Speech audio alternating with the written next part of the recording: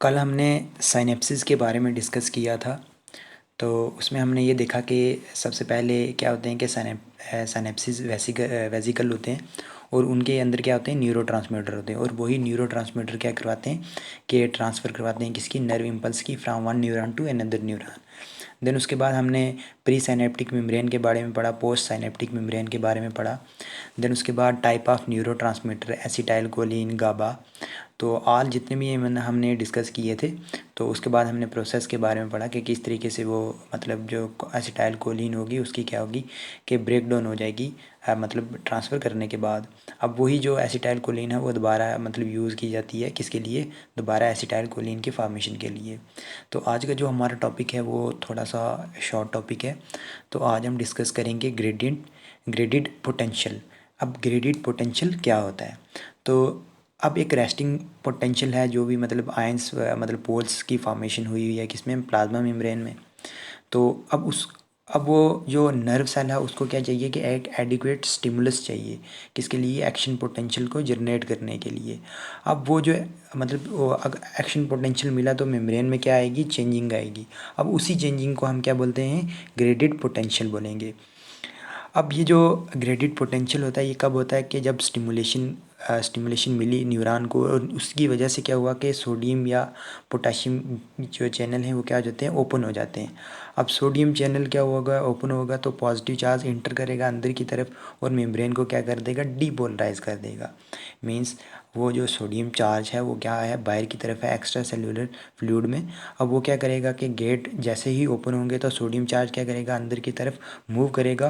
और उससे क्या होगा कि अब मेम्ब्रेन पोलराइज है तो उसकी सोडियम अंदर आएगा तो उसकी वजह से मेम्ब्रेन क्या हो जाएगी, डीपोलराइज हो जाएगी। लेकिन जब अब के ओपन किसका है कि सोडियम चैनल ओपन है तो सोडियम चैनल भी अंदर आएगा। अब जैसे ही सोडियम चैनल अंदर आएगा तो ये मेम्ब्रेन को, अब पोलराइज थी मेम्ब्रेन तो ये क्या कर देगा, हाइपर पोलराइज कर देगा, मतलब ज़्यादा नेगेटिव कर देगा। अब इसकी वजह से क्या होगा कि या तो इम्पल्स क्या होगी कि मतलब न्यूरॉन क्या कर लेगा, अपने आप को एक्साइट करवा लेगा, या जो फिर वो एक्साइटेशन है उस पर क्या होगी, इनहिबिटरी एक्ट करेगा, मतलब एक्साइटेशन ही नहीं होगी। देन उसके बाद अब ये जो ग्रेडियंट पोटेंशियल है ये क्या है, एक लोकल इवेंट है किसका, न्यूरॉन का। मतलब इससे ये ट्रैवल नहीं होता from one neuron to another neuron. और ये जो ग्रेडियंट पोटेंशियल है ये कहाँ पे होता रहता है, सेल बॉडीज़ में होता रहता है, डेंड्राइड में होता रहता है। और ये डिपेंड करता है कि मतलब जो ग्रेडियंट डिपेंड करता है कि मतलब जो ग्रेडियंट पोटेंशियल है उसमें स्टिमुलस कैसा मिला है। जैसे मतलब ये जो ग्रेडियंट पोटेंशियल है ये जनरेट होता है लाइट की वजह से, लाइट की वजह से ही हो सकता है, हीट की वजह से ही हो सकता है, मैकेनिकल प्रेशर की वजह से हो सकता है। देन उसके बाद न्यूरोट्रांसमीटर की वजह से हो सकता है जिसे हम केमिकल स्टिमुलाई बोलते हैं।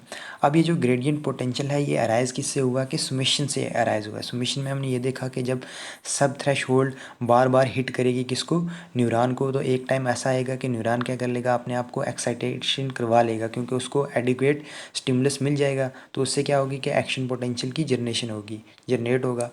देन उसके बाद अब इसमें दो चीज़ें डिपेंड करती हैं। अब जब हम बात करेंगे एक्शन पोटेंशियल की तो एक्शन पोटेंशियल में क्या रहते हैं कि हमारे voltage, sodium gate, sodium potassium gate involve रहते हैं।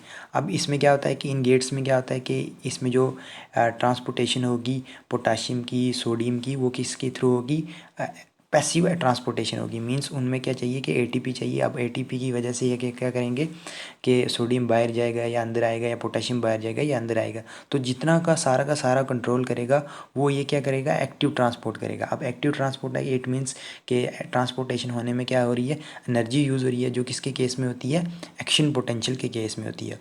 और इसी की वजह से क्या करता है कि एक्शन पोटेंशियल क्या करता है, from one place to another place क्या करता है, मूव करता है। मीन्स कि डेंड्राइट से एक्सॉन की तरफ मूव करता है। लेकिन जब हम पोटेंशियल ग्रेडियंट की बात करेंगे तो इसमें ये एक तो लोकल हो गया, और इसमें क्या रहते हैं कि ligand gate ion channel protein involve रहते हैं। अब लाइगेंड का मतलब क्या होगा कि ऐसे चैनल जो डिपेंड करते हैं लाइगेंड पे। जितनी देर तक लाइगेंड रहेगा सोडियम आयन या पोटेशियम आयन की अंदर आता रहेगा या बाहर जाता रहेगा। अब ये जो मतलब लाइगेंड या आयंस चैनल ये क्या करते हैं कि अब टाइम के साथ साथ क्या होते रहेंगे, डिक्रीज़ होते रहेंगे। मतलब इनकी जो वर्किंग है ये डिक्रीज़ होगा कि एक टाइम ऐसा आएगा कि मतलब क्या होगा कि जब भी गेट गेट क्या होगा कि गेट के साथ क्या है, लाइगेंड लगा हुआ, और जितनी देर तक लाइगेंड रहेगा तो वो क्या करेंगे, एक्टिव मतलब क्या करेंगे, एक्टिव नहीं करेंगे, मतलब ट्रांसपोर्टेशन करेंगे, किसकी, सोडियम की करेंगे, पोटाशियम की करेंगे अंदर की तरफ। तो ये क्या होता है कि टाइम के हिसाब से, स्पेस के हिसाब से क्या कहता है, डिक्रीज़ होता रहता है। अब ये जो मतलब इसका इतना मैग्नीट्यूड नहीं होता है, मतलब ग्रेडियंट पोटेंशियल का, जिसकी वजह से जो मतलब ये मतलब एक जगह से दूसरी जगह ट्रैवल नहीं कर सकता, जैसे हम एक्शन पोटेंशियल में देखते हैं। तो ये कुछ मतलब ग्राफ बनाया हुआ है, तो इस ग्राफ के ज़रिए भी हम देख लेते हैं। तो सबसे पहले ये हमारी जो लेफ़्ट साइड है, ये आ गई प्लाज्मा मेम्ब्रेन। देन उसके बाद आप देख सकते हो कि जब ये क्या होगी, डीपोलराइजेशन में होगी, depolarization during graded potential. Depolarization कैसे होगी, स्मॉल स्टिमुलस काज कर देगा स्मॉल डीपोलराइजेशन की, इसकी सेल मेम्ब्रेन की। देन उसके बाद और स्मॉल होगा तो काज क्या करेगी, ज़्यादा डीपोलराइजेशन होगी। देन उसके बाद अगर और ज़्यादा स्टिमुलस लॉन्गर होगा तो वो क्या करेगी, मतलब ज़्यादा देर तक क्या करेगी, डीपोलराइजेशन काज करेगी। और इसी की वजह से, मतलब इसी प्रीवियस मतलब स्ट्रेंथ की वजह से क्या होगा कि एक टाइम ऐसा आएगा कि न्यूरॉन अपने आप को क्या कर लेगा, एक्साइट करवा लेगा, क्योंकि उसको थ्रेशहोल्ड स्टिमुलस मिल गया होगा। तो आप ये देख सकते हो बीच वाली पीक में यहाँ पे क्या हो रही है कि डीपोलराइजेशन हो रही है, और इसी वजह से ये क्या हो रही है कि एक्शन पोटेंशियल जनरेट हो रहा है। कहाँ की तरफ हो रहा है, पोस्ट सिनेप्टिक न्यूरॉन की तरफ क्या हो रहा है कि ट्रैवल कर रहा है, ट्रांसमिट हो रहा है। देन उसके बाद अगर पोटेशियम आयन अंदर आएगा तो हाइपरपोलराइजेशन होगी। तो हाइपरपोलराइजेशन में आप ये देख सकते हो कि हाइपरपोलराइजेशन डिपेंड करती है स्पेसिफिक जो मतलब लाइगेंड गेट्स वगैरह होते हैं। तो उसमें ये क्या होती है कि ज़्यादा पोलराइजेशन होगी, तो ज़्यादा पोलराइजेशन होगी तो उतना टाइम भी लगेगा डीपोलराइजेशन होने में।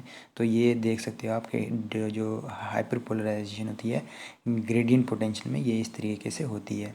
तो ये था हमारा ग्रेडियंट पोटेंशियल, आपको अच्छे से समझ आया होगा। कल हम डिस्कस करेंगे कि जो नर्व इम्पल्स माइलिनेटेड न्यूरॉन में और नॉन माइलिनेटेड न्यूरॉन में कैसे होती है। तो वो डिपेंड करेगा किसकी, माइसिलिन शीट पे डिपेंड करेगा।